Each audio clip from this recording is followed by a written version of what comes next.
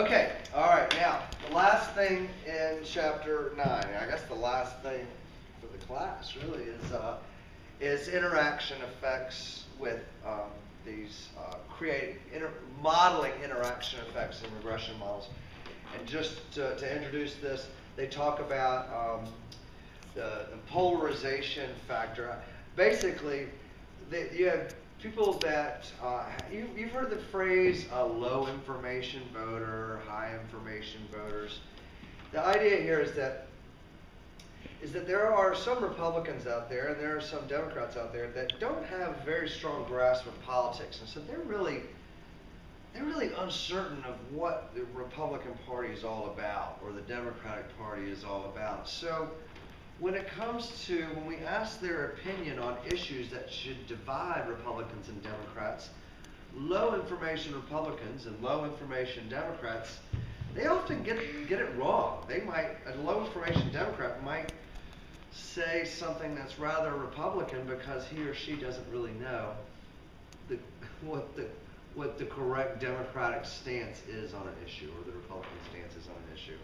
So how do we control for this? So what we would like to do is create an interaction variable that controls for how much the level of information or political sophistication that a voter has. Are you looking at over here now? Right here, look here.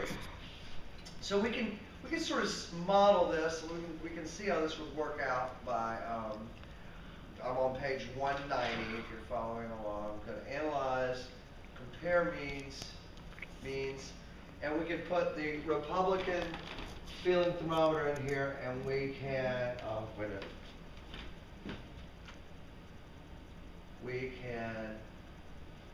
We can control for their political knowledge. So there's a no scale 3 on there.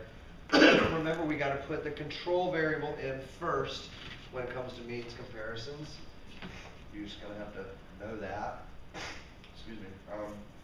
And then we have the thing we're looking at, the environment versus jobs trade-off that we actually looked at a couple of chapters ago. So we hit OK, and there we get it. These are Republicans. These are people that don't have much information when it comes to politics. They don't know how many Supreme Court justices there are. Maybe they don't know who controls the House or the Senate. You know, you ask their opinion, they'll tell you their opinion, but it may not mean very much. And then there's people with high levels of political knowledge.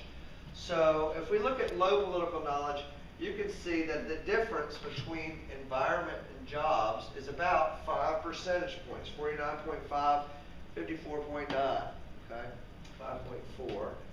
Not a big difference, all right, it is correct. People that have, think jobs are more important than the environment do rate Republicans better. Republicans generally privilege jobs over the environment. People that have a lot of political information, look at the distance between these two, 23 points here, 36 to 59. These people know what it means to be a Republican or what it means to be a Democrat, and they know that Republicans are pro-jobs, whereas Democrats are more likely to lean towards the environment. And so, so you can see that there is something to be said for taking into account the knowledge levels of the respondent or the voter, whatever. So the question is, how do we model this in a multiple regression? And it's really easy. You basically multiply the two variables together. You multiply the knowledge scale times the excuse me, environment versus jobs trade-off variable. You multiply those together, and then you include that in the regression analysis, but you also have to use those two individual variables as well. It's easier to demonstrate with an example, and I'll show you the example from the textbook. Craig, what time are we at now? 5 minutes. All right, cut.